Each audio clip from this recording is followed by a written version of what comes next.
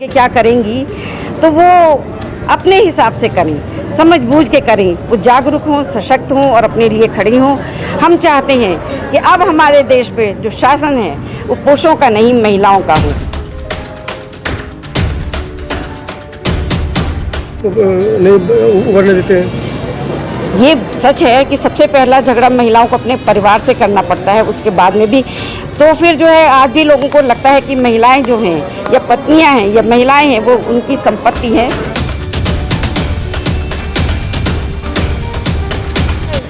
योग्य थी, कुछ चीज़ें अलग चलती हैं, मगर जितनी दक्षता से हमारी माननीय प्रधानमंत्री जो पूर्व प्रधानमंत्री थी इंदिरा गांधी जी ने चला, कैसे निकाल दिया था उनके पिताजी ने उनको? हाँ, राजनीति करने लेकिन के उसके बावजूद भी आप समझ सकते हैं कि आप में एक 17 साल की 16 साल की लड़की अपने घर से निकल के गलियों में घूमती है और उसके बाद में मतलब एक शिखर तक पहुंचती है।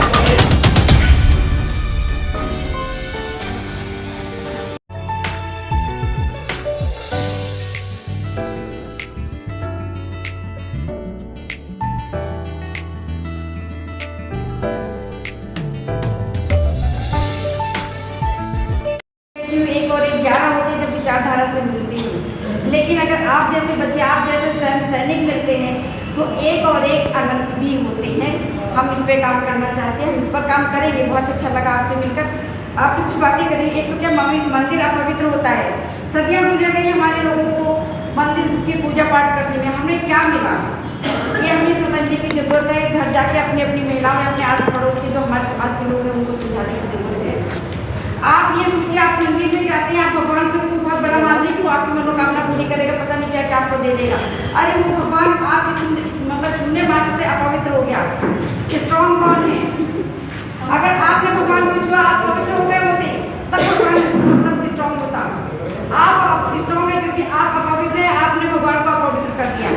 तो हमारे लोग ये गांठ बांध के जाए हम ज़्यादा ताकतवर है ये भगवान, ठीक है। और एक और चीज़ जो आपने कहा VIP कल्चर, जैसे हम लोग, मैं गीता के प्लेबैक में काम करती हूँ, तो उसमें वही है कि सब लोग हम लोग जोड़ने का प्रयास करें।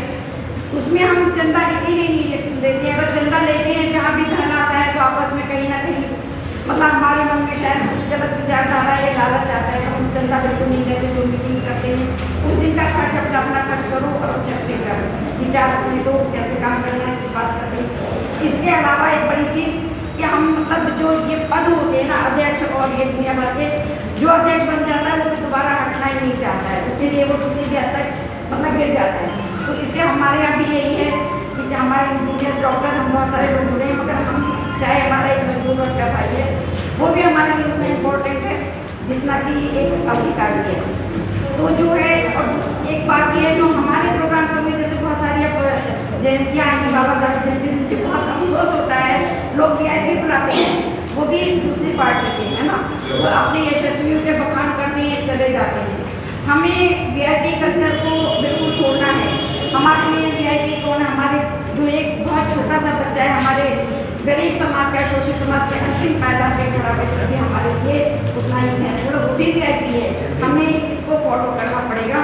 आप 1 घंटे लेट आता है VIP, ठीक है ना, उसके बाद में वो बोलेगा, वो भी अलग विचारधारा, उसका हमारे किसी भी महापुरुषों से कोई लेना देना नहीं होता, किसी विचारधारा से कोई लेना देना नहीं होता, बस अपनी बात कहता है, चला जाता है। हमारा पूरे दिन का प्रोग्राम डिस्कस होता है। हमारे जो वक्त दूर दूर से आते हैं उनको बोलने का टाइम मिलता, सब पर्चियाँ हमारे होती हैं।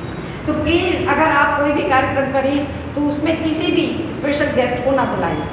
गेस्ट हम लोगों के बीच के हैं जो अपने विचार लेकर आएंगे, हमें विचार चाहिए, उन विचारों पे आगे बढ़ना है और अपने समाज को आगे ले जाना है। इसीलिए हम यहाँ पर इकट्ठा होते हैं। आप सब लोग यहाँ इकट्ठा हुए, बहुत बहुत आपका आभार। और मैं आप सबको आमंत्रित करती हूँ, भोजन तैयार है। निराश हो तो जो समय हमने देखा उसमें महिलाओं के लिए कहीं कुछ है नहीं। हम लोगों को लगा अब हम लोगों को कमान संभालनी होगी, उसके लिए हम निरंतर आह्वान करते रहते हैं अपनी बहनों को, भाई ठीक है बहुत हो चुका चूल्हा चौका, अब आपको अपने घर की तैयारी से बाहर निकल के बाहर की जिम्मेदारी भी साथ में निभानी है।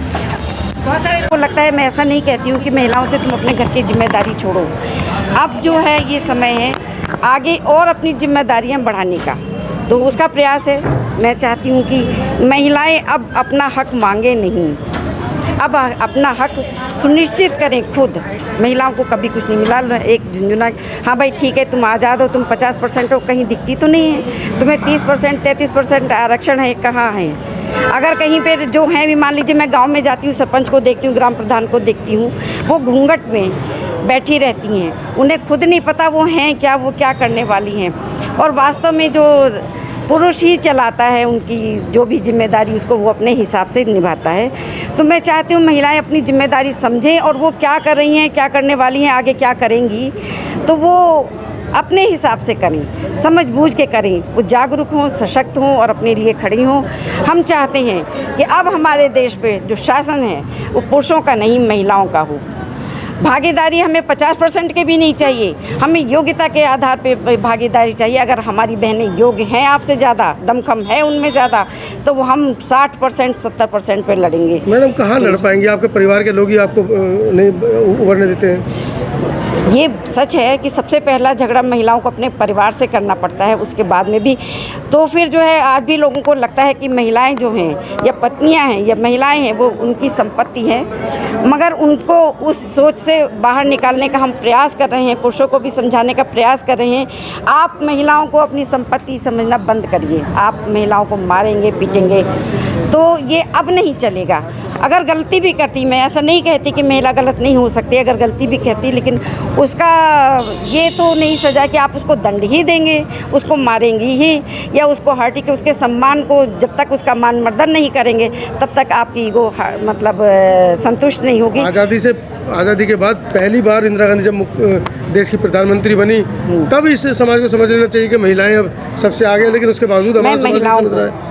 समाज को भी और महिलाओं को भी मैं ये संदेश देती हूँ कि अगर आप इतिहास में भी चले जाते, मैं बहुत पहले बहुत ज़्यादा नहीं जानती क्योंकि बहुत ज़्यादा इतिहास मतलब कहीं लिटरेचर मिलता नहीं है, लेकिन जो अहिल्याबाई होलकर थी, उनके जो ससुर थे, नाम में फ़िलहाल इस समय शायद मल्हार राव सरकार जी को कुछ ऐसा था, तो वो बेशक एक बहुत अच्छे शासक थे, लेकिन जब उन्होंने कमान मतलब संभाली, अपनी ज़िद पर अपने रास्ते उन्होंने खुद बनाए, क्योंकि जब संघर्ष से गुजरती महिला तो उसका महत्व समझती है, जो चीज़ वो पाती है उसका महत्व समझती है, उसकी कदर करती है, उसको आगे बढ़ाती है। तो जो अहिल्याबाई ने जिस तरह से मतलब आगे उनके शासन को चलाया, उसके राज्य को चलाया, उन्होंने अपने आप को साबित किया।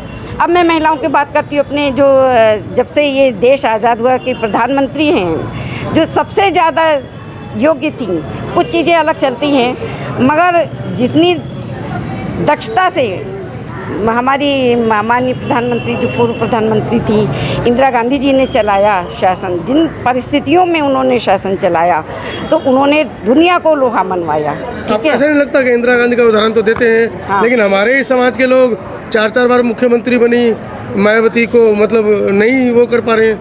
वो एक चीज़ चलती है मतलब हाँ, खुद उनके खिलाफ खड़े, ये हमारे देश में चल रहा है, क्योंकि जो महिलाएं हैं वो चाहे किसी मतलब भी पुरुष प्रधान समाज इस बात को पचा नहीं पा रहा है, महिला कैसे मुख्यमंत्री बन गई। शायद वो वक्त ऐसा था, वो जिस परिवेश से आई थी उसका सपोर्ट उन्हें मिला था।